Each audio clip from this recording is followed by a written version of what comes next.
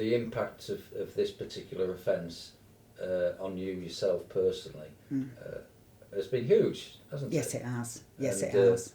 And only, and I can't still bring myself to tell anybody else. My sister knows. So your sister knows, obviously. My family doesn't. Your family My don't? friends don't. No. Nobody. And that can be a burden.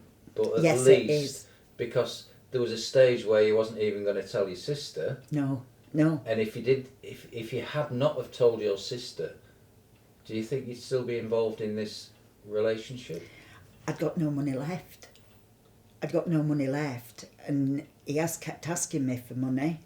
Even now? Even now. And for his son, because his son's been injured, and I've told him I haven't got any money. And since I've said I've definitely got no more money, he wanted to know how I were living. And I said I was living on my overdraft and credit cards. And I've not heard from him since. Penelope, can I ask, you clearly spoke to this man. I never spoke to him. You spoke to him, you heard his voice? No. So the only time and the only communication you had with this individual is through text messaging and online? Yes. So you never actually heard this man's voice? No, because he said he couldn't accept phone calls.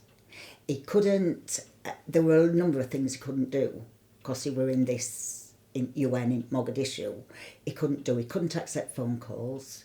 If I phoned him, then he would be court-martialed and never go home again or anything. Do you know what I mean? So I did do it twice. I did phone him twice. He never answered. It rang, obviously, but he never answered. Can I further ask then?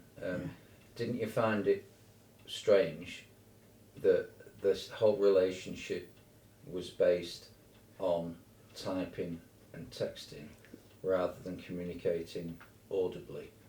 And also... But he just told me that. He just told me he couldn't. He couldn't. But didn't that raise any sort of suspicion? Yes, it did, and that's what I said to him. Well, how do I know it's you and whatnot? And as I said, he got quite annoyed with me. I know we were only texting, but you know when somebody's annoyed, don't you? And he said he's not a scammer, and why would I think that? And he would never do that. And do you know what I mean? And he was annoyed to me because I'd called him a scammer, and he's a doctor, and he wouldn't scam anybody and everything. And he's trying to get this because he owned 3 cars. He got a house in Washington DC. Do you know what I mean? It just.